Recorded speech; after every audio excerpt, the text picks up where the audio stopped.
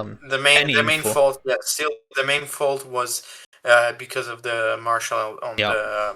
or on the track organization. The fact that there weren't any yellow flag before is unacceptable, especially today at the levels of safety that we have on track. With these cars that still, yes, they are GT3s there, and they're not the fastest cars on the planet, but still, they run on speeds that are on Le Mans. They reach 300 kph. Here, usually GT3s are racing around 270 to 260 kph when they're running very fast. So it's not acceptable what happened Box. in this lap. Hello everyone and welcome back after quite some time to Behind the Pits. I am Alessandro. And I'm Matteo. Cheers. And today we'll catch back to everything that that has been going on in the weeks that we've been off everything, since we were a bit busy, but we're back and stronger than ever, as any racing team would say. Uh, we had a lot going on between NASCAR, GT, ICGT, and all the lineups, and also Formula One testings. We had them. We will talk just a little bit about that. And very important, I would say, also in the last days we had deliveries of AF Corse and of the Peugeot, the 9X8. That we will see. We will rate them. So, well, I guess we can start with the turning left series. Okay. It's your turn. Okay, so yeah, we had the first two races, actually the first three races of the season. First one was not that much of an important race since it was the clash at Bowman. Nothing bad. It was a good race, but yeah, it's a Colosseum style race, and it wasn't valid for any point. Just Ryan Preece won, so which was quite strange. And instead, we had, I have to say, quite an interesting Daytona 500, where we had an incredible Kyle Busch taking the pole position and actually being in front of the race for quite some time, after then being spun out. And after that crash, I think that everything got quite off control. Yeah, we had some crashes, some restarts, and also the big one. Yeah, we had the big one. We have a crash also to the finish line. Oh yeah. Very sad for Carson Hocevar that after, what was it, like 400 meters after the start of the last lap, got spun out. And then, yeah, it was quite a mess. And almost, I'm going to say this because I'm a very big fan of him. Chase Elliott almost won the race, and yeah, he got spun out, but Michael Jordan got his win at Daytona. So with Reddick, and it was quite the finish. It was quite emotional to see, also, I have to say. Yeah, one thing I take from Daytona, I've only watched the highlight on YouTube because for how late it starts and being on a Sunday, I don't want to pull a night shift for it. So I resorted to watching the YouTube highlight, the extended highlights. At least I did that, and yeah, it was quite of a chaotic one. One thing I take note is that SVG is starting to finally getting the hang of ovals. We saw him at Daytona running quite high in the standings, and we'll talk about it later. Also at Atlanta, yeah, it was quite chaotic, quite an unfortunate big one, uh, and how it all generated and how many cars were in that big crash. Yeah, it was uh, quite particular. Also because we had also quite big names going off, and yeah, it was very particular. It was a very particular race, the Daytona one. And then, because you spoke about Shane Van Gisbergen, yes, I would catch it to the race that came after. So yes, Atlanta, that has the drawing of the track and the length is of a normal speedway, but the actual speeds are of a super speedway, and also the type of racing is still draft racing. So yeah, we have still very similar races to Daytona. And also there, SVG had a great race. This time he managed to finish the race, and he finished in sixth. So I have to say that it was quite the race. And it was actually quite a calm race if we look at the fact that no one had touched the cars since Daytona because of the rain that fell before race day. And especially the first stage quite highlighted how how Great of calm of a race it was being.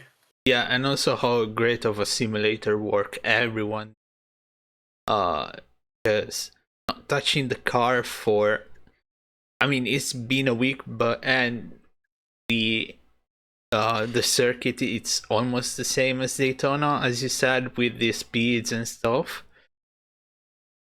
uh yeah, I bet nothing major had to change for the cars to be good at Atlanta, between Daytona and Atlanta. But still, coming in and having a full green stage for stage one, we didn't have any caution at stage one. Yeah, uh yeah, it was really incredible work. Also with how highlighted by the broadcasts on how the cars will get loose a lot under the turbulences of being in the draft. So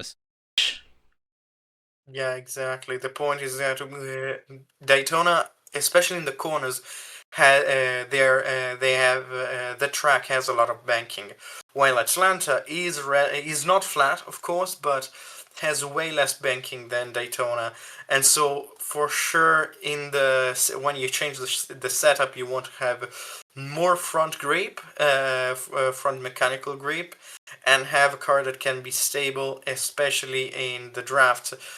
Since the turbulent air, as you said, uh, is very tricky to manage at Atlanta, but also you want to stay there if you want to stay in the front group, since it is the kind of racing is draft racing, as in a super speedway. So yeah, I was expecting a lot of blowouts of tires like we saw last year, especially of outside tires. But the only time when we saw that kind of stuff, it was not because of the tire usage, but car becoming a bit too loose, and then drivers going too wide and hitting the wall quite hard. yeah, And yeah, sorry if I interrupt, but yeah, yeah, and so it didn't happen always. Like, out of how many cautions there have been, like six cautions, if I'm not mistaken. Uh yeah, maybe no, maybe a bit more. Because a lot were in the last laps. oh yeah, but like, out of all of those cautions,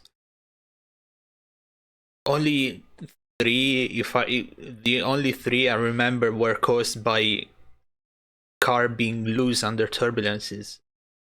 Yeah, The exactly. all of the other Uh, one was uh, were just lazy blocking, ending up into a crash on the wall. Yeah, it's incredible the work that they did with the cars and with getting the right setup. So, yeah, I have to say that it was quite an impressing quite an impressive race by everyone. And it was quite great, quite great, especially because we saw drivers that could still that came up from very low on the field, like a first example could be SVG, or also Bubba Wallace had a very good race. Other Um, drivers. who's the 77 car? I forgot. Hocevar. Kosovar, yeah, there you go. Yeah, Kosovar as well started on the back because of Daytona. yeah, Since and came the fourth. since the qualifying for the race was basically the finish of Daytona, so Kosovar being spun on the last lap at Daytona had to start at the back of the field. Yeah, So actually, he was quite lucky because of how many crashes there were. He started only 18th. And I think that the most impressive race was actually the one by Chase Briscoe, since he started 36th, so almost last, and came up to second. So, I mean, it was quite the race for him. yeah, it was quite the race in general, Yeah, and there was a lot of uh, car being boosted into the upfield by the yeah, just sheer of bomb drafting and being in draft. And it seemed like there were, like, for Daytona, I saw mostly, I don't know, I'm not expert in ovals.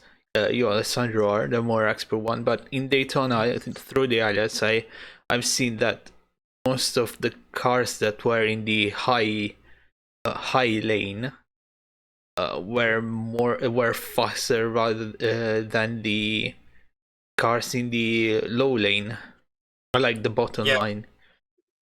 yeah. Whilst The here, thing is. Mhm. whilst here, like every lane was the fast, like every lane was the fastest.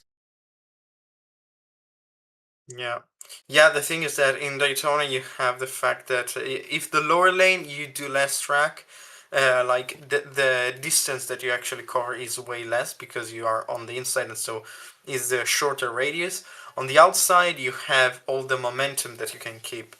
And in Atlanta, because it is there's less banking, and the draft and the turbulences are annoying. Actually, being on the inside maybe is not always the best thing. We saw, as you said, especially in the last lap for the win, we had cars coming from the outside, from the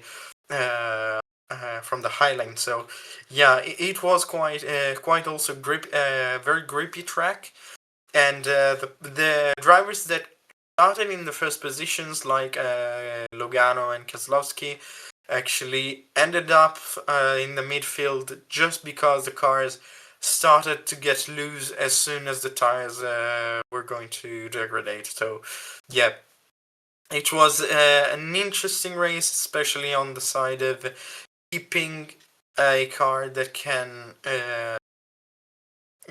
actually maintain the stability through the race. So yeah, it was a very interesting challenge, not only for the drivers that had a great race, but also for the teams to set up the car in the right way. Yep. And I repeat that they had no time running at all. Yeah, So just simulator. yeah, it was It really was great. impressive. But a lot of drivers were complaining about how loose the car was when the tires started degrading.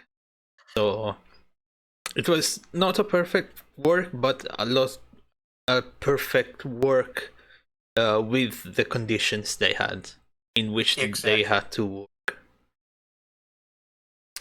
Yeah, Okay, absolutely. now we're going another land in the land of Down Under, because Precisely. why is the Atlanta. Wait, when was it? Was it Atlanta? Yeah, it was. I think last week we had Yeah. the first round of the Supercar Championship, a championship that I'm really big fan of, and that I can only watch through YouTube because being in Australia and being under paywall, Hmm. I cannot watch it. I cannot watch a full race, and I have to watch the I extended mean, highlight. there are ways There are technically. there are technical ways that I don't want to resort to, but still, Okay.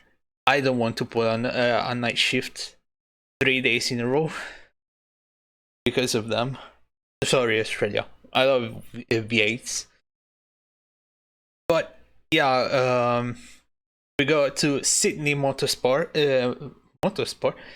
Park, and the race under the lights of the floodlights under the in the night, and it was a really interesting race, especially race 2 and race 3, and finally we saw the the drivers just beating the fuck out of each other. I cannot say it in any other way. It was a race full of door banging and classic V8 supercar shenanigans, where Brock Finn took race. I'm going off of memory. I think it was race 1 victory. Yeah. He didn't win the second race. That's for sure. Because Kristecki won the second. And who won race 3? Race 2 was won by De Pasquale. Di Pasquale. Oh, I okay. I know. I have to be honest. I like V8 supercars, but I don't follow that much the championship. I have the results right here, so yeah, that's Okay, you can tell me then. yeah. The I Fini, it's okay. To be honest, it's the same livery for Di Pasquale and Kristecki, so I wasn't that far off. yeah. It's the Also, it was a shell. 1-2 for in race 2 between them. So yeah, It was the shell livery. So yeah, for race yeah. And 3, Fini won also race 3. He won okay, race yeah. 1 and race 3. Yeah, race 1 with a really brilliant strategy by the Red Bull Ford guys.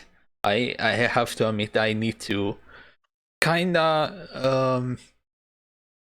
how can I say, kinda reconsider, like get used to the fact that now Red Bulls are not in Vauxhalls and Camaros, but now they are in Fords. That's just straight, seems to, and even it's like they didn't even take another team spot. It's still Team Triple Eight. It's like I cannot fathom them racing anything in a Ford. It's like I don't know, seeing Charles Leclerc racing in a Mercedes. It's Oh, okay. yeah, that's the thing. Actually, no, they used to race Fords back in the days, but when I started getting near V8 supercars, they were always choosing the wrong side of the medal. But anyway, um, the thing that I want to talk about, not the race results and like how spectacular the race was, especially race 2, where they had a rain stint in the middle of the race, which shook everything up.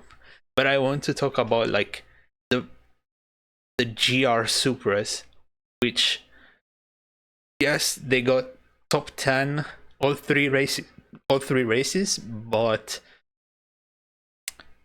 I wasn't what I was expecting. Like race 1,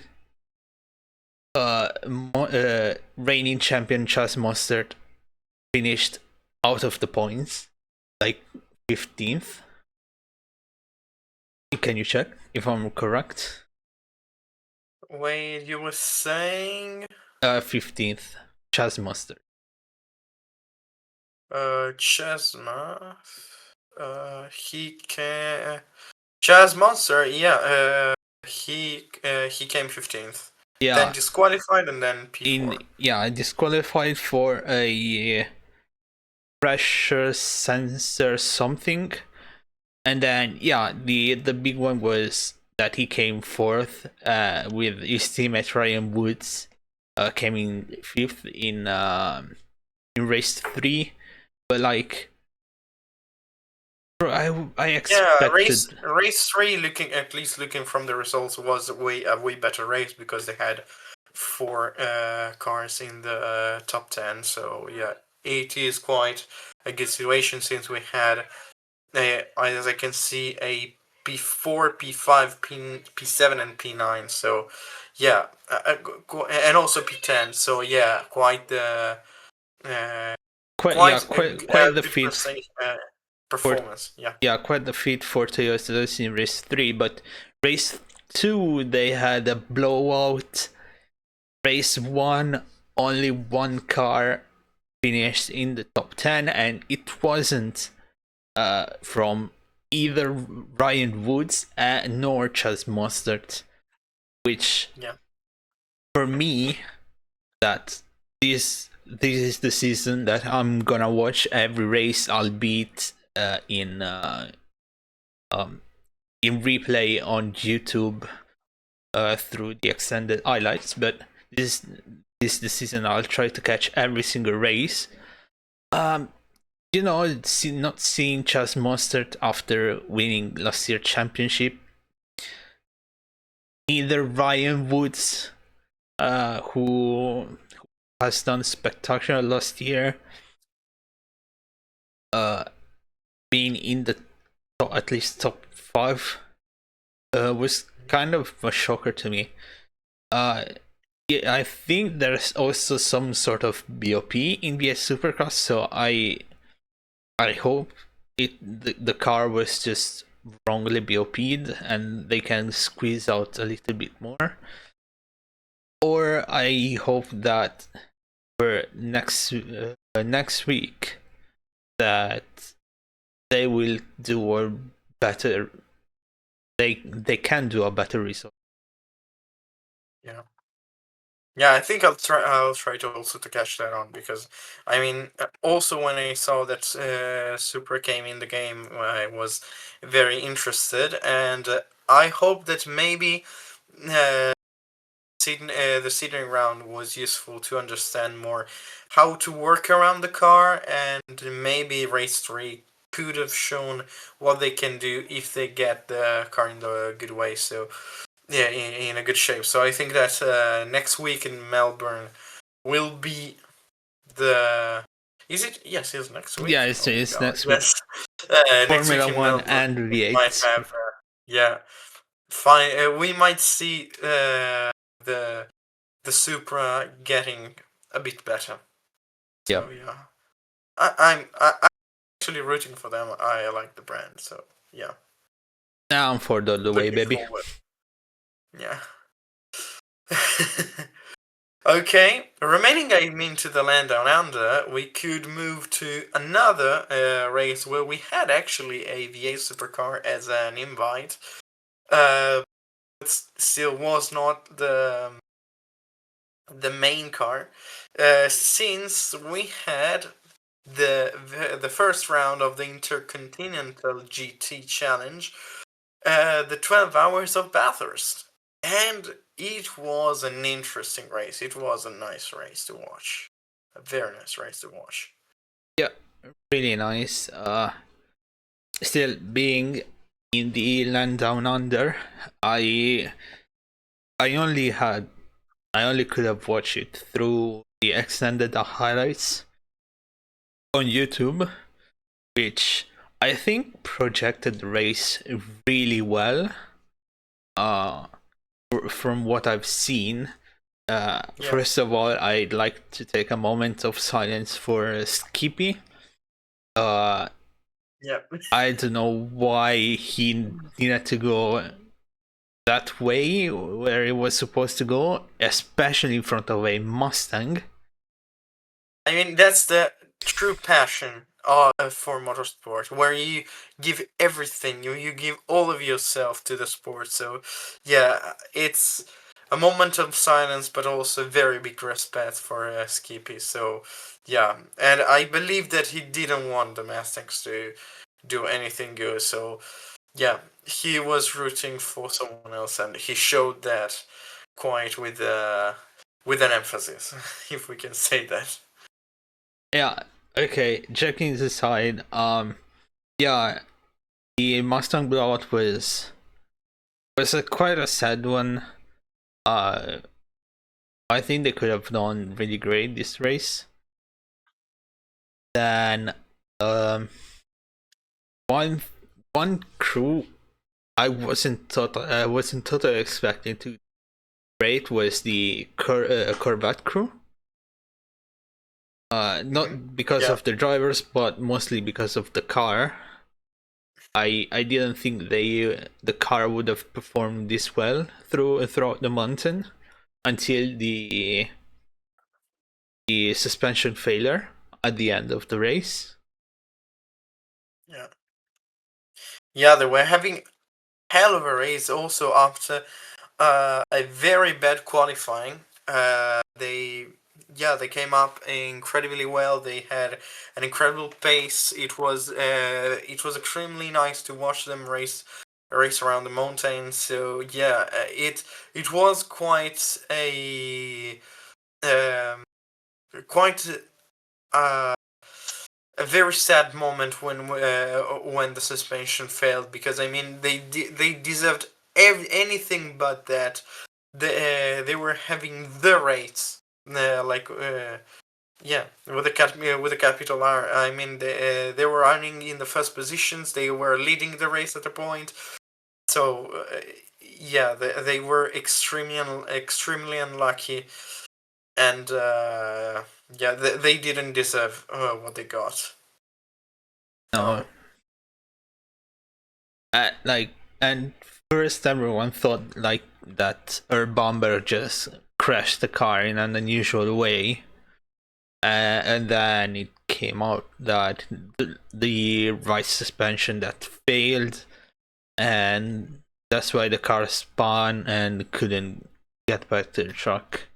So yeah, apparently if the suspension failed, they were driving the absolute heart out of the car to try to get the win, but unfortunately that didn't happen. Really unlucky. uh yeah, then we have the winners, surprisingly, of the yeah, race. quite surprisingly indeed. Has Mercedes ever won around Bathurst? I don't know. Let me see if I can get uh, the results through the years, but I believe no, actually. I also believe that they didn't. Uh, Yeah, okay. because yeah, it was quite surprisingly seeing a Mercedes 1-2 at the end of the race. They did actually. They did? When? Yeah, they did.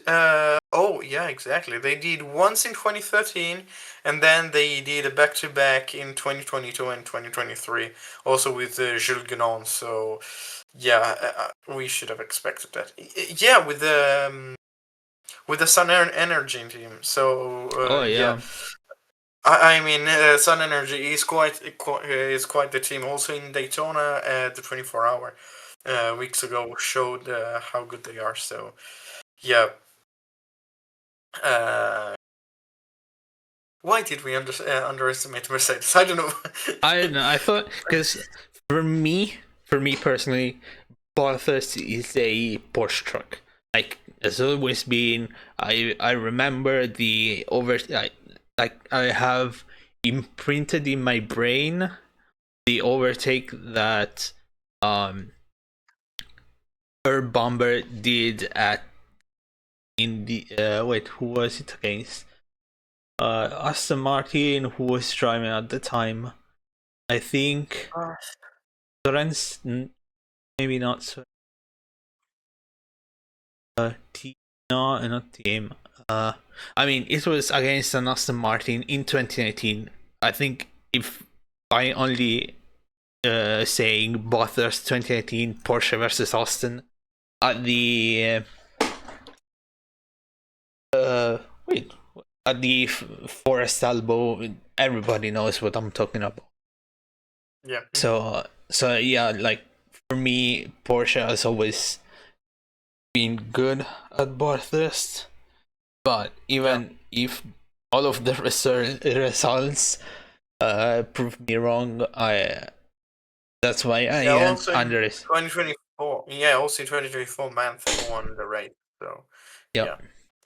Yeah, also we had the huge and very scary crash around, I think was around lap 195 or around it, where the 77 hit the 79, the Mercedes hit the Porsche that was spun because of a contact Oh with yeah. a Aston Martin. And if I may say, after looking at lots of videos and reading about what happened, the extremely bad thing that happened is that before that corner, there were no yellow flags at all. The Yeah, first post zero. with the yellow was the one with the double yellow where there was the Porsche. That's why the Mercedes came at full speed, and the problem is that that's also blind corner. So you can't see, you can't expect that unless they tell you. But still, TV broadcast wasn't showing what happened or anything. So yeah, it was quite a hard crash, especially for the driver of the 79 that I remember came out crawling from the car. So yeah, it was a very scary crash.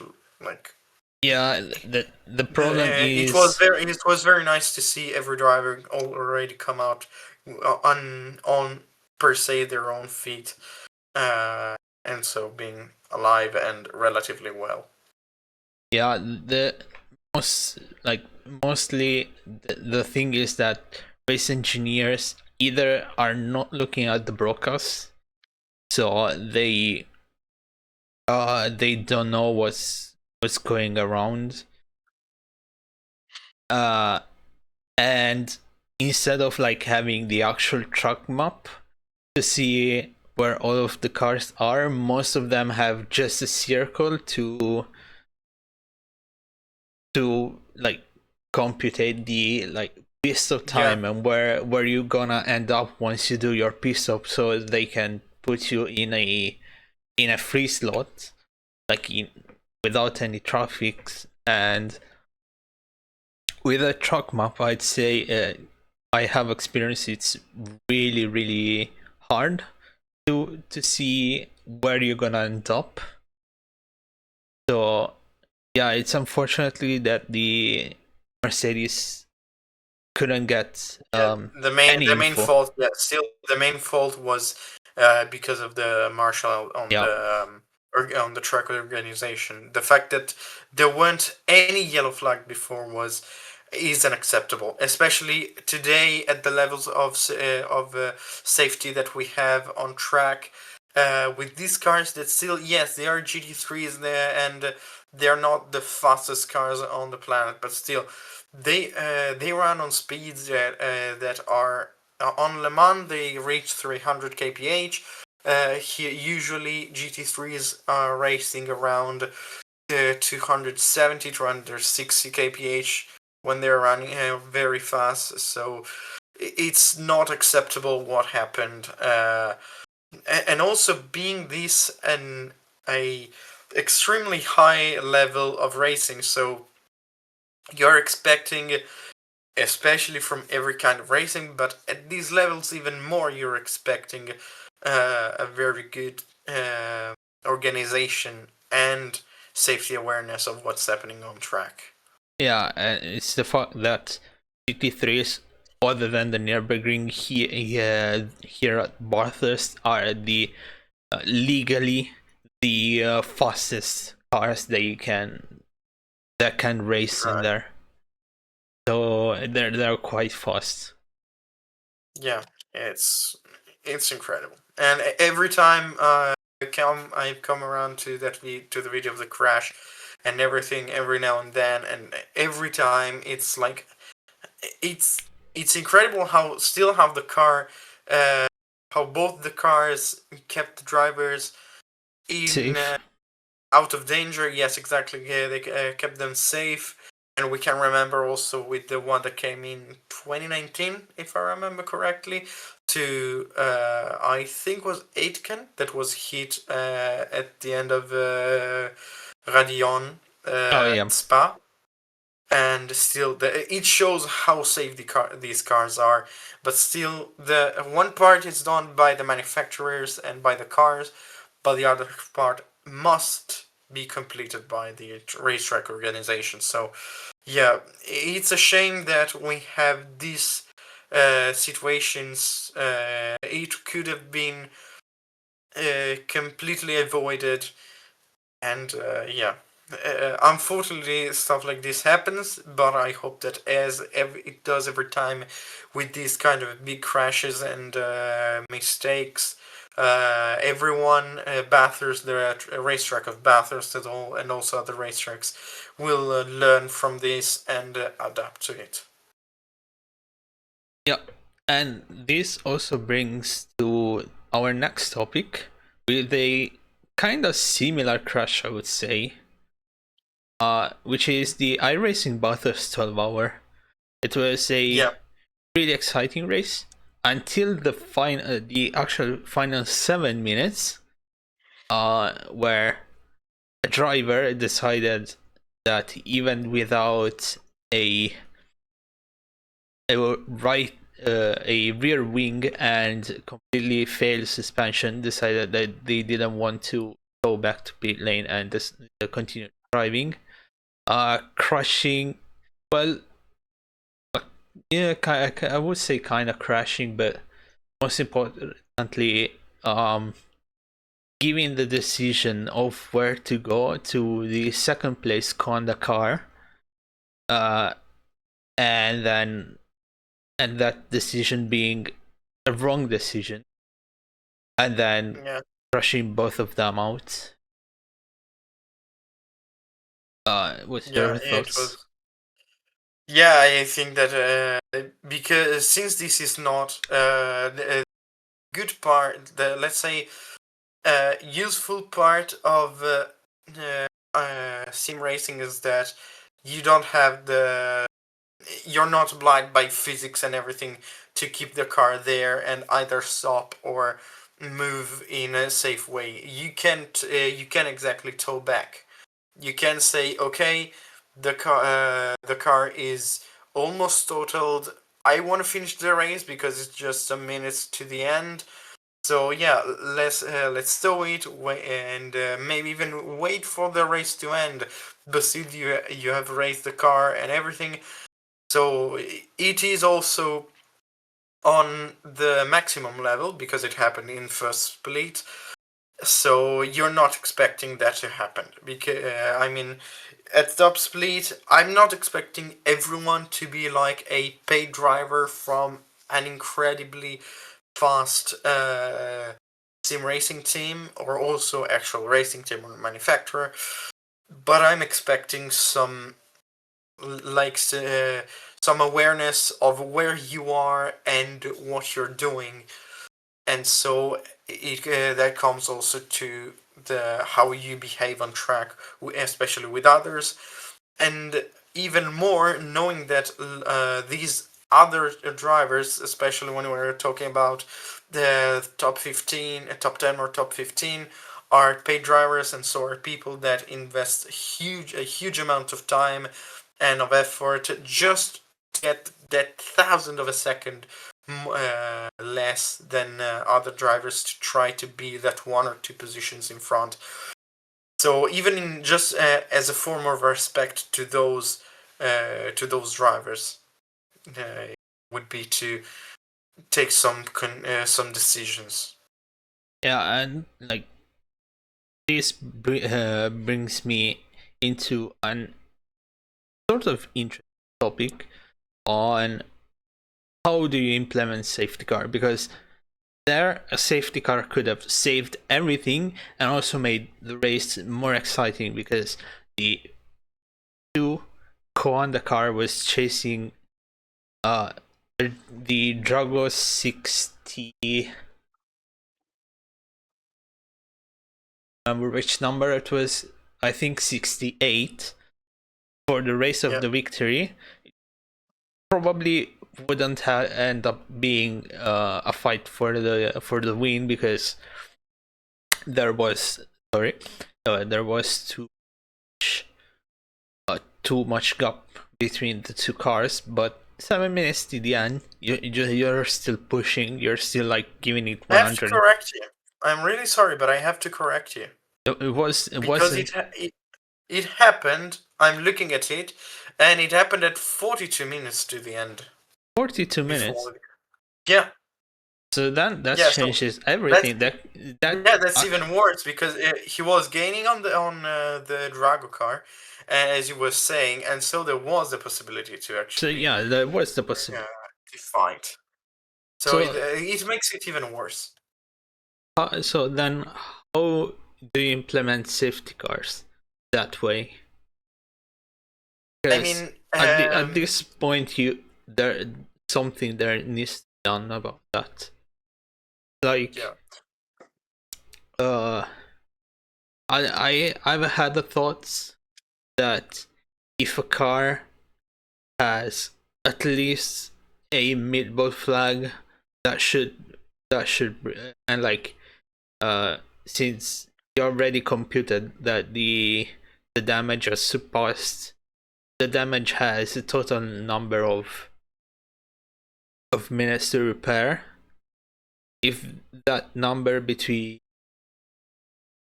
required and optional damage surpasses a certain amount of times, you call the safety car. Or like when still a car with a with a meatball flag presses escape to tow back to the pit lane, that's where you call a safety car.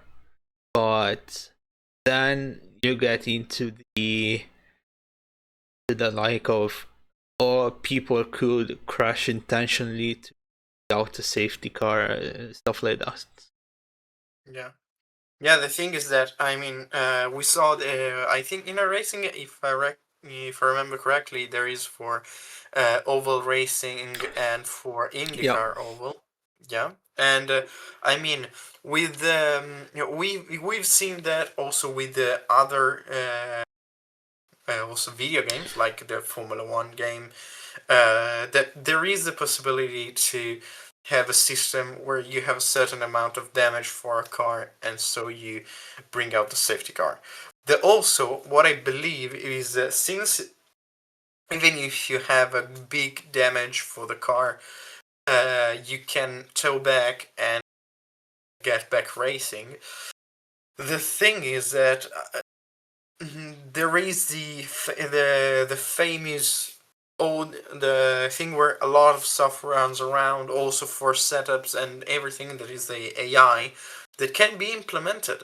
It can be implemented to show patterns in real racing where there is a safety car of to show what is your idea of decisions of decision making and your criteria, and also maybe past races where there should have been a safety car and how it should have been handled, and then it can be added to the simulator.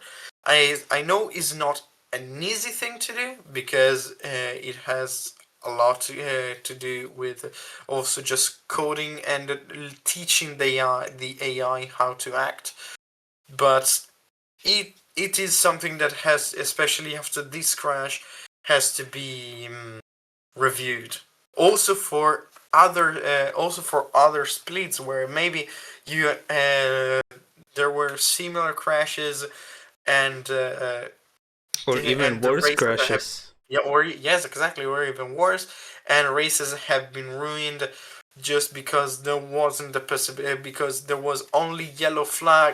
And everyone knows that, even I do that, that if there is a yellow flag and I see the track that is clear, then I still push until I'm at the very last moment understanding that oh, there is a current track, maybe I should lift a little bit. So yeah, the thing is that there isn't that big of a respect of yellow flags. Maybe another solution could be of using penalties instead of yellow flags. Like, you have to reduce your speed by a certain percentage. It has to be shown that you lifted and you were more careful through the sector where there was a yellow flag. But yeah, of course, the best and the most effective um, way would be of a safety car, but it is also quite complicated, probably. So I understand that it's difficult to get in, and maybe that's even the why they haven't taken that in yet. Yeah, I mean, I've seen a dev blog that I think they are planning some on road races to implement a safety car for crashes. But yeah, you also read my mind, because I also wanted to suggest, instead of safety car, you can do the yellow flags penalty, and like enforce yellow flags. And because also, like, you Or even me just. Mhm. yeah, no, go ahead. Oh yeah, or even just full course yellow. Because I understand why you don't want to put safety car also, because in real life, safety car basically is not only to make sure that cars don't run into the crashed cars, but also to give time to the track personnel to remove the cars and clean the track. And here you don't need to clean the track or be careful for track personnel. But still, you have a car on track that is not racing at race speed and can be in the middle of the racetrack. And so at that point, a full course yellow would be way more useful, because you can put it, start it and then close it even in less than a lap. But still, it would be useful, and it would go against and solve the problem of these kind of crashes. Yeah, I think full course yellow are are harder to implement rather than safety car, because safety car, you already have everything coded, like uh yeah, everything coded, and you can just call the safety car when something happens. So I think for me it's better safety car racing wise, uh, because of the strategies, and like uh, you punch up the field, and more exciting racing happens, rather than full course yellow freezing everyone in place, and then even 1 minute later you're back green with the same gaps. Yeah. So yeah, it's hard. Oval stuff, it's already implemented so well that it works, and with how oval um with the rules on how safety car in oval works, it's just you spin, it's already yellow. Like, Yeah. we've also seen it in Atlanta, where I don't remember who spun slightly the car. It wasn't even that big of a spin, but it was an instant yellow. Yeah, but maybe, yeah, exactly. Maybe you don't have that kind of, let's say, sensibility for the yellow, for the safety car to come out, but No, still you don't. you can You appreciate. actually you must not have that kind of sensibility, because then you go into You the realm of crash, like spinning on purpose yeah, to call the to safety car. call the safety. Yeah, almost like a crash gate thing. Yeah, I mean, it could also happen with the more complicated stuff, but at least with the if you crash, it's a good crash. It's like, I don't know, 10 minutes worth of damage. Yeah. Yeah, I mean, unfortunately, is we always have things to complain about, but also a thing that actually came to mind during the race was that since now we have live stewarding and so we have people behind the scenes that are while the race is running, going for it. Another thing that could be implemented could be at least in top split also a live safety car. So you make the safety car drivable only for certain accounts, which I think can be actually possible since it is actually like is a model car, is a proper car that is on the track. So yeah, you can do that, and you have one or two persons that, when there is the need, you say, okay, safety car, and that person drives the safety car in front of everyone. I mean, no, Could be. there's already a command on on iRacing to have a safety car. There are many leagues who use it, who do endurance stuff. So Yeah. there's not even the need to have someone controlling the safety car, but rather Mhm. just launching the command. But uh, also, I don't agree with you having a ready live stewarding in the race. There has only been the exception of the Nürburgring 4 last year with the whole red line drama. Yeah. That is that's because, you know, uh everybody was chatting about what happened at the start of the race, that then the stewards had to like the admins had to come in and give the ultimatum to Redline.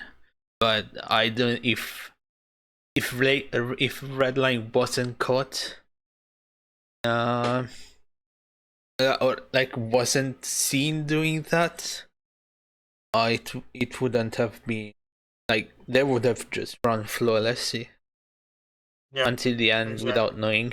And also same thing last year at Daytona uh, with the Ferrari disconnect. It was a post race penalty, like it was a post race disqualification. Yeah, and you accept that because also I mean, you prepare for a race, you race and everything, and especially when you're doing something that is like the simulator lets you do that. You use that, and even with the steering, you have to let that go for that moment. Then you can review it, and then after the race, as it would have been for Redline, especially like a post race inspection for the car. Uh, it's okay. I mean, it happens that you have race inspections and the car is not legal, and so even the winners get disqualified. But yeah, it has to happen after the race, not during the race. All because mainly two things. The first one is that everyone can say, especially who has been disqualified, can say, I mean, the simulator let me do that. Why are you saying that I can't? You fix the simulator, and then and then you can tell me that I can't do that, or something like that. And also, you have still people that prepared for a race and ended up being thrown off almost probably without. I mean, they knew, but almost without knowing why. And also, you have to think that for the whole race, you will have everyone asking, discussing, and understanding what happened. So it's not even useful for the flow of who's following the race actually. Yeah, perfect. Now, let's change the topic. Let's go into a Yeah. brighter one. What do we want to discuss? There are so many I'm. things to. I mean, we could remain in the GT world, Realm. in the GT ambient, Uh, and yeah, I would go for that at the moment. Yeah, let's go for that. okay, get let me get the list done because we need to talk about it. We start Okay. with the endurance side of things. Uh, Actually, I would start. I would love to start actually with the take a sprint. sprint. Okay, Yes, okay, because I the know. main thing that I was not expecting at all, um, is that if you go and look to the number 14 ML3 Racing, one driver, of course, is Costa Lapalainen, an incredible Finnish driver that showed how good he is, and on his side, his teammate is none other than Matteo Cairoli, that left Mercedes for a Ferrari team, left Windward Racing. So I believe that maybe this was done quite lately. If even after watching the lineup for the entrance list for AF Corse, but I believe that Cairoli, we could see him in AF Corse in quite the short time. So Yeah, it maybe, was quite interesting. maybe fourth driver for The one of the 52. pro cars No in pro. the I 24-hour. stop. Very bad mistake. I must stop you there because Oh, the he's yeah the silver. pro cars can no. The thing is that pro cars can't have more Oh, than three fourth. drivers. Oh, yeah. So that's I why I didn't. believe that maybe he could be put as a fourth driver for the 52. I did. Was wait, has always been like that? Because I remember pro I cars think it has having been for four. the last 2 or 3 years. It's quite recent as a rule. Yeah. But yeah, yeah. Okay, so then maybe for the 52 AF course for the 24 hours, then Yeah, it, that could be possible, absolutely. it is quite a big move. And when we were chatting before the recording of the podcast, and you told me this news, I was to be honest, I was quite um how can you say it in English? Uh, Stunned? not stunned. I was quite confused because uh, I I wouldn't have expected such a thing that it, the name you said to me didn't bring any bell at all. And until like I looked at the list and you told me that it was a Mercedes works driver going for a Ferrari team, and then I was stunned by that news. Yeah, But also, especially after the season that they had last year in the 48, I mean, I was expecting especially him, to come back in the car and be even faster and like with the idea of wanting to take that title, take everything, and instead, no, he moved to the prancing horse. So maybe I want to believe that he did that because there was the chance, and so he wanted to take that, and we might see him maybe not in the hypercar, but for sure in the pro cars in next future. Yeah, and maybe a WC journey Yeah. or an IMSA journey next year Hmm. could be a thing. Absolutely, I do believe that. I mean, he's a very fast driver. He's extremely good. So he also has huge experience with GTs. He also raced with GTEs. To give you also a slight idea, he raced with this very nice car, the Rexy Yep. Porsche RSR that came to Le Mans in 2023. So yeah, he is quite a driver, and he's not only experienced, but he's also extremely fast and can adapt quite well to other cars. So yeah, I believe there is a lot of chance to see him quite in the top spot in the sprint championship. Yeah, and a couple of news that I've read and looking at the sprint entry lists that I'd like to know is that on the other side of the garage on from Matteo we have Thierry Vermeulen not being in the Verstappen car but Yeah. only racing with Emil Frey and the Ferrari. And I've read a news that I don't know if it's fake or not, but the Verstappen.com racing car has been granted full factory Mercedes status. Well, I also heard that news, and I believe it as well as I don't. I mean, it is a Quite a big news for yeah, but the thing is, we saw how much Mercedes is taking seriously the situation, especially with no, what um, Toto Wolff did to move the Nürburgring race for, to let Max race and everything. So I believe that's quite which realistic. I have to add a thing.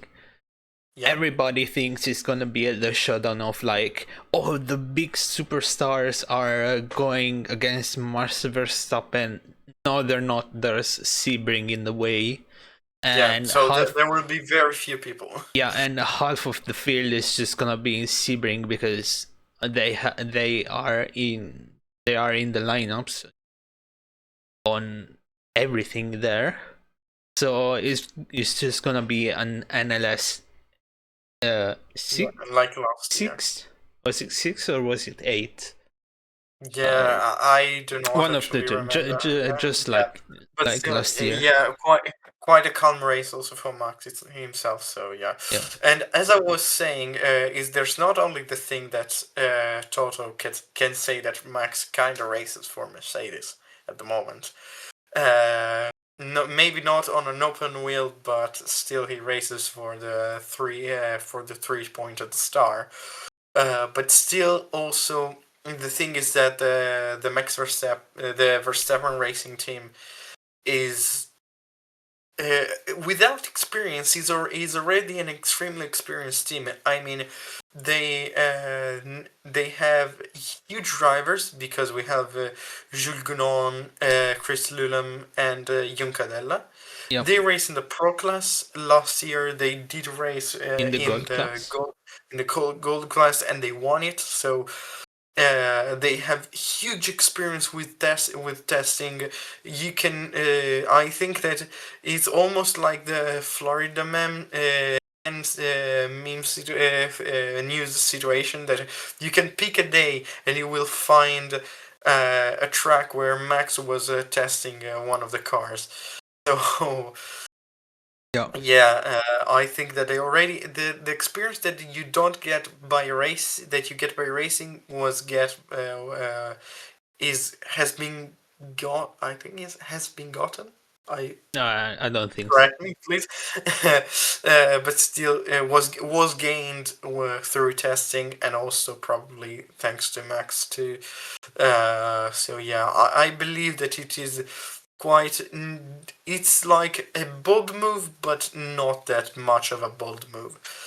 So yeah, it's also an understandable situation because it can be also mainly a marketing move, and I am extremely excited to see how they'll perform, and yeah, I can't wait. I can't wait the season to start. Well, uh, I was whilst you were talking, I was looking at the names of the teams on the both the GT and Endurance Cup, and to be honest, here it says Mercedes AMG Team Verstappen.com. So I think it's kind of confirmed that it's a like full factory backed. Also because Yeah, they have Julganon, and I mean, I don't think Danny is anymore a factory drivers for Mercedes because he raced in Corvettes last year, and this year he's gonna race for Genesis in the hypercar. But he has a lot of experience with the 3 pointed stars car. So he was a factory drivers in the last years. So one thing for sure is that it they're really going all in this season. They want to win the pro category as well. So yeah, oh, we'll see yeah. what we can get. Yes, and actually, if I may say a little niche thingy, I'm so happy that now it's called um, Verstappen Racing and Yeah, not true. Verstappen.com. Like, when I saw that last year, I was like, "Oh, why is there a website racing? Oh, is Max? Oh."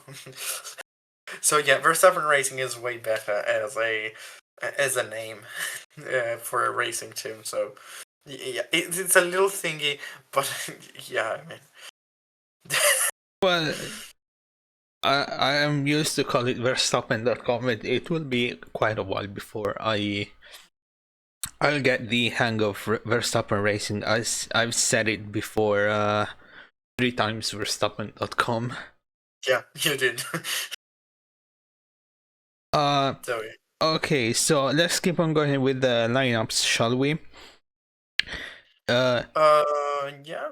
I mean, uh, we have let me see an if extremely, if I may, while you yeah, look yeah, yeah. around, I think that we have also an extremely interesting number 50 for AF Corse in the Endurance Cup, Oh, yeah. since we have Arthur Leclerc that was Oh, endurance. expected. He Okay. showed Yeah, I yeah, really he expected. showed how good actually of a driver he's with sports cars. But then I was not expecting that at all. Same We had for me.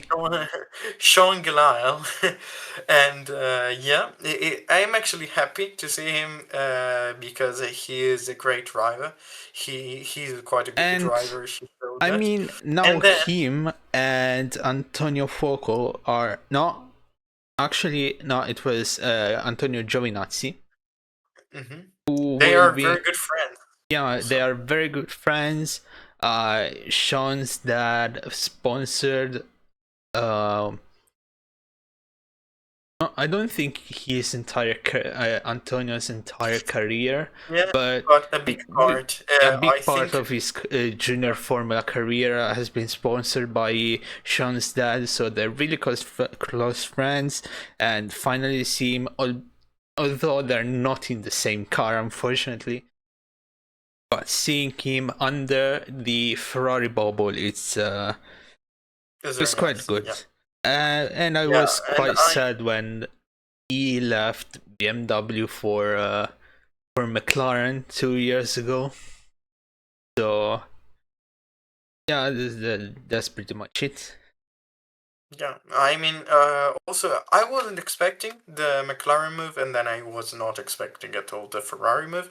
Yeah. I think that actually, seeing how actually good of the seasons he had with the McLaren, uh, also maybe Antonio might have put a good word for Sean, especially because of being friends and all the help that he got.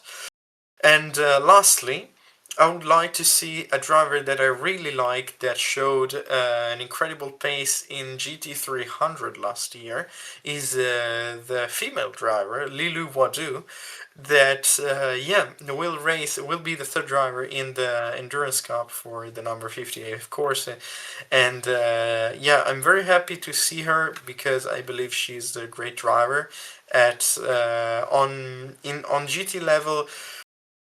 She is uh, very fast. She showed that not only she knows how to handle a car, but also she has a very good pace.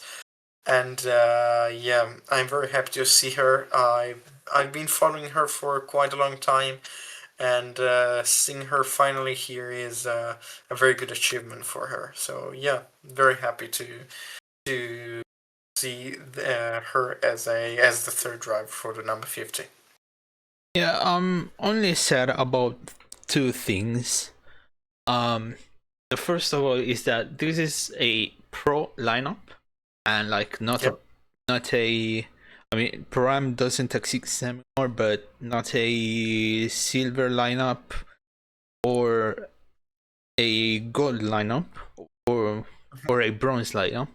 So it's going into the pro class, and I'd like you to search if Sean got the gold driver rating, because as much as I remember, he was silver for the longest time, and Lily is the silver driver. And while you search, I'm gonna explain the other thing I'm sad about is that Maya Vogue is not anywhere near any Ferrari car, either the Sprint, as I'm quickly scanning before I say something wrong. Yeah, neither the Sprint, not the Endurance, and I I hope she she's still a Ferrari drivers academy with all the stuff she showed in the last season of Formula One Academy. Excuse me? I said I hope she's still in the Ferrari Driver Academy program. Uh, with all of the things she showed in the last season of Formula One Academy. Actually, she won't, I think, because if they kept the rules, and I think they did, as they were, no driver can do more than 2 seasons. No, I know, but if she's still in the Oh, FDA bubble, yeah, absolutely. Oh, let me see. Meanwhile, I can tell you that Sean Galail is actually silver rated. yeah, still So, silver. So yeah, the fact that it's a pro lineup with two silver and a, I think gold driver. Arthur is, I think, gold and not platinum. mhm, It's kind of scary. So even though the lineup is absolutely crazy and absolutely good, we I think we should go with a little bit of lower expectation yeah, into the season and just take everything they get as a positive. So if with how everything is stacked in the Endurance Cup is if they can finish in the top 20, I could say top 15, mhm, it's already a victory. yeah, yeah, I believe that too.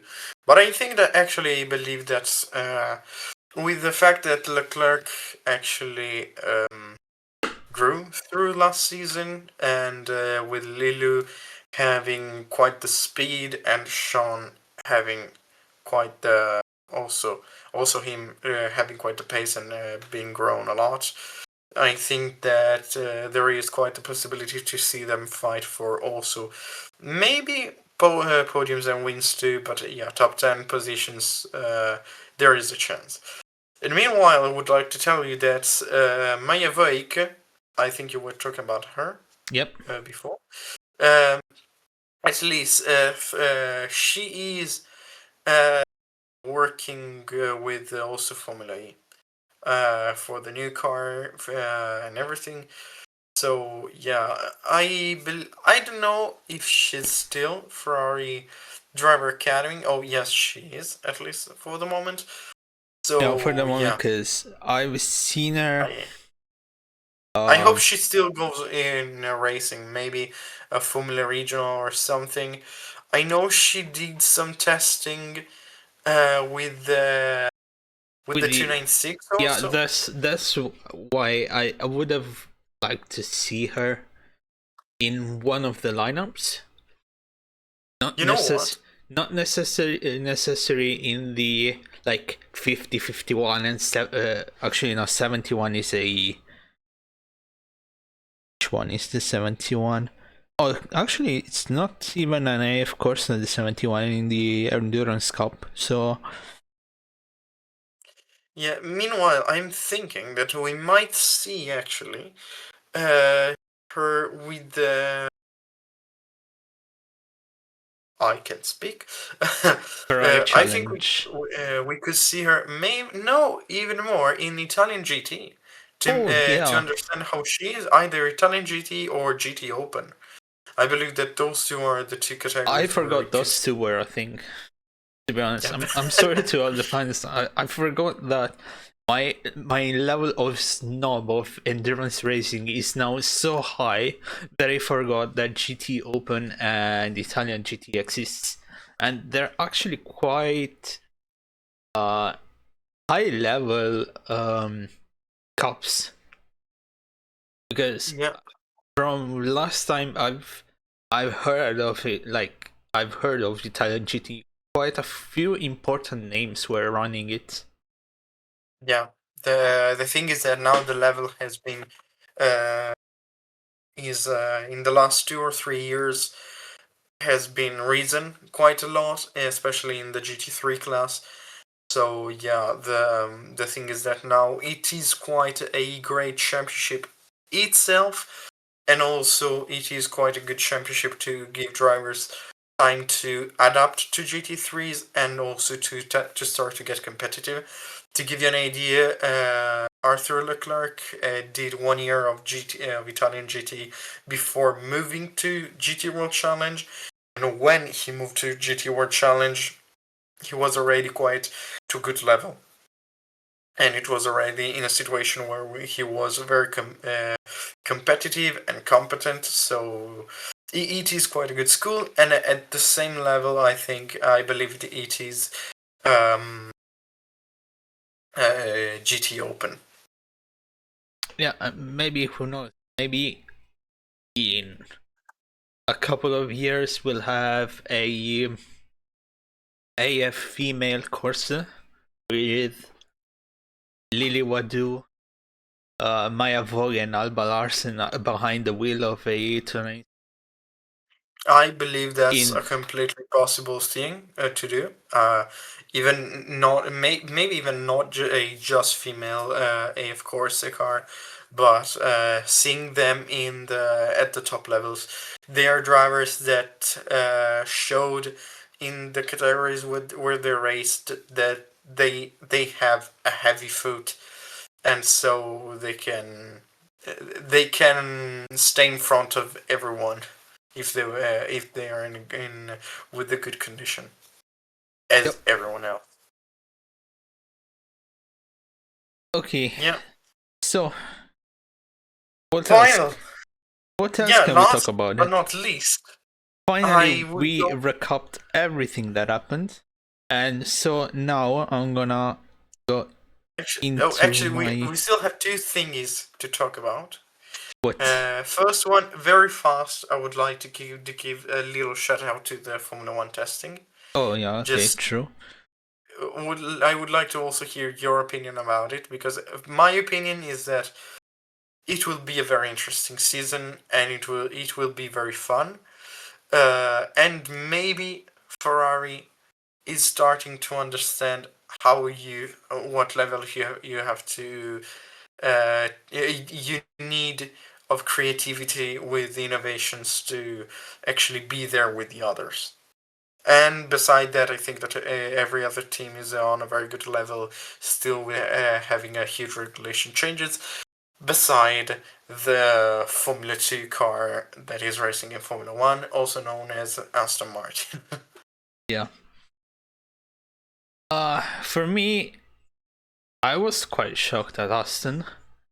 But you know, as we both heard, because we are both Italians, on um Sky Italy have made it a really good explanation on what could have happened with Aston Martin, and to say simple is that before Adrian Newey had someone who directed him on what to do, on like how express he is genius on how um to get the car working, like Mhm. giving him rules to follow on what was needed and what wasn't needed, whilst now being a team principal as well. On Aston Martin, he doesn't have those rules anymore, so he can do whatever he wants, because nobody will say this is This is not what the team wants. Like not he says, I am the one that decides. So yeah on you have to say to do what I say. yeah. And also Honda, being again, like they said that Honda closed everything down once they said they weren't going to make any more Formula One's engine. And then I don't know, somebody from somewhere, I think even Stefano Domenicali said to them, "Oh no, just stay, don't close the factory." And like Aston Martin's, the deal with Aston Martin happened, and they had to reopen them again, and all of the engineers that worked on the Red Bull engine were gone to somewhere else, and like they so they had to rehire a new team, and just basically made everything worse. Yeah.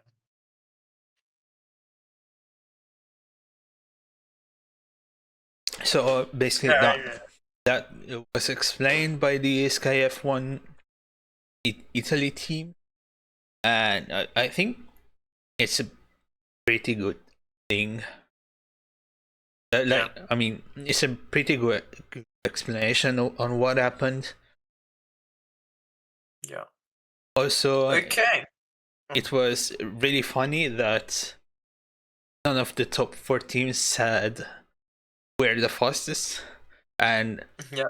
um, the thing is, so Mercedes, no, sorry, McLaren, Ferrari, and Red Bull, all of the three said that Mercedes had the fastest car, while Toto said that Red Bull had the fastest car.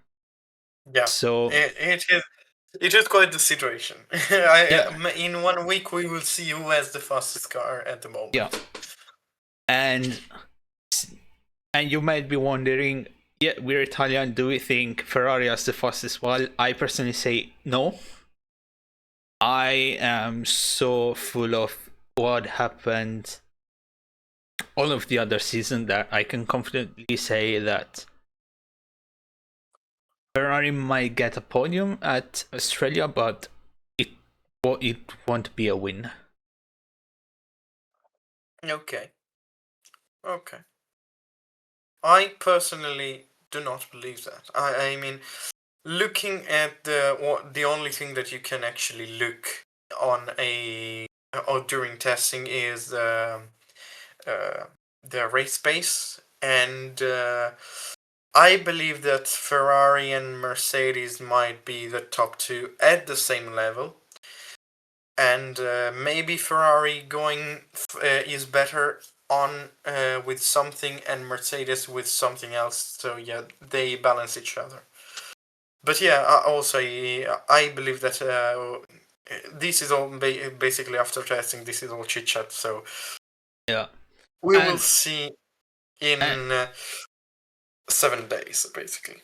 yeah, I've also like seen a post somewhere that it has been said that Leclerc, the fastest lap of testing, didn't do it in a high engine map and high fuel. I say bullshit. I Well, I said mean, I say maybe. Who they knows? did it with not the lowest of fuel possible, but a bit less fuel and a high engine map. So We will see. We will see. So I think we can go to our last point, which is a very brief comment on the new liveries of the Ferrari 499P and the Peugeot, the hypercars. And if we start, and I'd like to start from the Ferrari, and I would like to say that they've gone as they did for last year, and they took basically the Formula One. They did together with the Formula One team the livery, because it is basically the Formula One Ferrari, just with instead of white you have yellow. So yeah, yeah, uh, I would also it's say nice. It is very nice. It would have I would have liked to have a bit more yellow, maybe um in the central fin and on the sides. But it is a nice car. It's very nice. yeah, I would also add that they pulled a Red Bull move on the livery. What do you mean by that? Basically, almost copy and paste the livery from last year to the car. Yeah, I mean, but you have to do something a little bit different. I mean, yes, the cars Yeah, are I said in almost in the copy and past years, paste. cars have been quite similar, but yeah, just a little change, a little bit, just a little bit. Yeah, But yeah, it is it's it is very nice. It's usual Ferrari wonderful style. So I'm just happy. I'm very happy to see it. yeah. On the other hand, um the yeah, of course, huh? I almost forgot the name of the team. But yeah, on the other hand, yeah, of course, they brought a lot more red the car. Yeah. I mean, if you remove yellow, you have more red, usually. Yeah, Yeah, it is. It also it seems like a bit of a brighter red, like has been put on the Formula One car. So yeah, I'm. It is nice, and no, yeah, it is very nice. And from a livery that changed just slightly, I would move to the other one that changed quite a lot, yeah, and in a good way, because I can't stop loving the new Peugeot livery. It looks so good. yeah. Same. I really like the livery. They have done something totally unexpected. Although I like last year's livery more rather than this one, but uh yeah, I to be honest, the thing that I don't like is that Peugeot has a lion as on their logo, and they did the car as a zebra. I don't know why, but it doesn't make any sense. But still, Because it's like if I may, it's like using the in attaching a stick with a carrot to a pig. You look at yourself and you see the prey on yourself, so you try to catch yourself, and so you try to get faster and faster, even if you will never catch yourself, but you still try to do that. That could be kind of the philosophy. But I mean, I it like is Picasso. yeah. But it is. I mean, it is a great livery. It's yeah, it's awesome. As you said, also yes, last year livery was great. I mean, I have to say, Peugeot always brought out very nice liveries. Yeah, Peugeot Uh, always deliver. Even back in the what was the yeah, car? What even when they was the car? started, Yeah, what was the 2020. car name? Uh, wait, 908? No. oh, the old Le Mans one, the Yeah, blue one. yeah, the blue Yeah, one, also, the yeah, I think PlayStation it was one. the 908.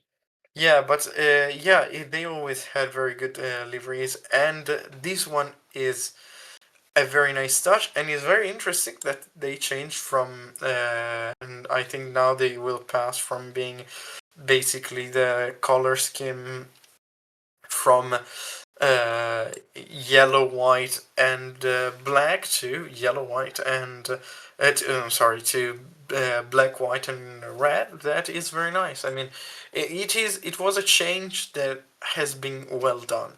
So Yeah, and yeah. also Oh, to say that that yellow that you saw on the car last year, they mhm. also sold it with their street cars, and it was horrendous.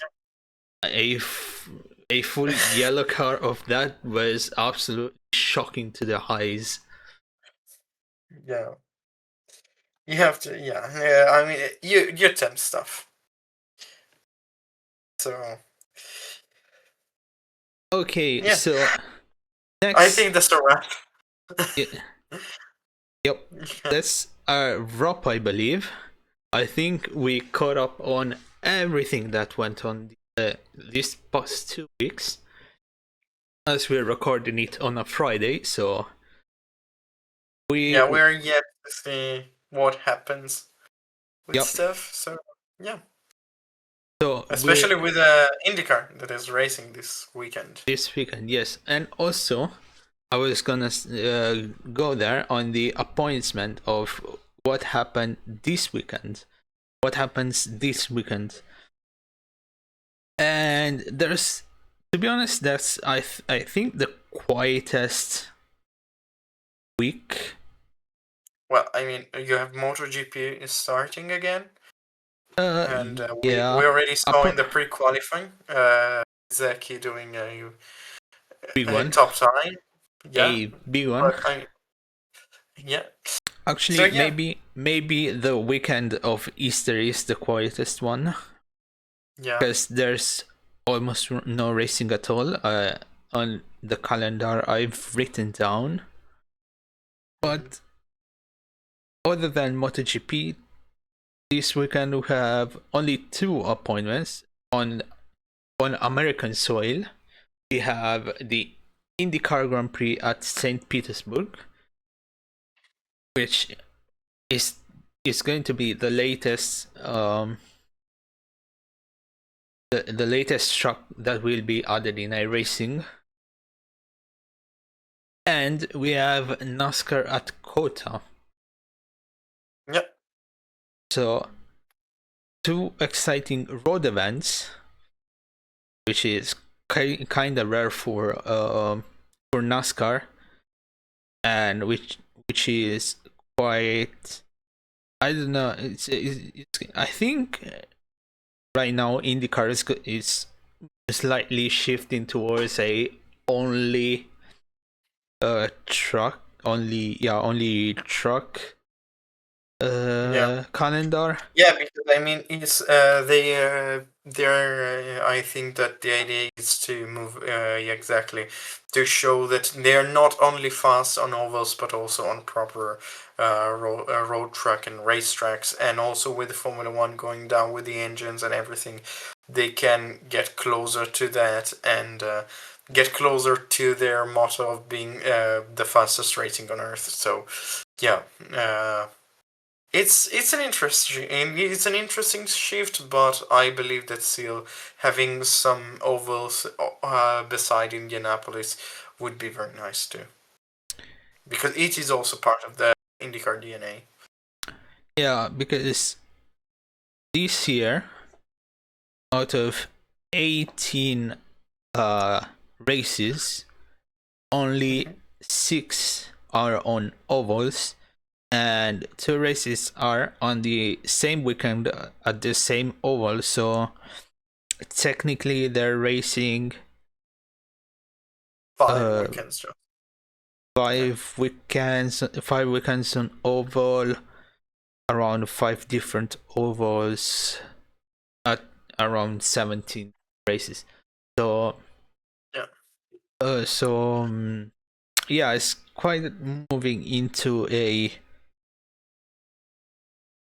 I wouldn't say only truck racing, but I'd like to see Mainly more. that.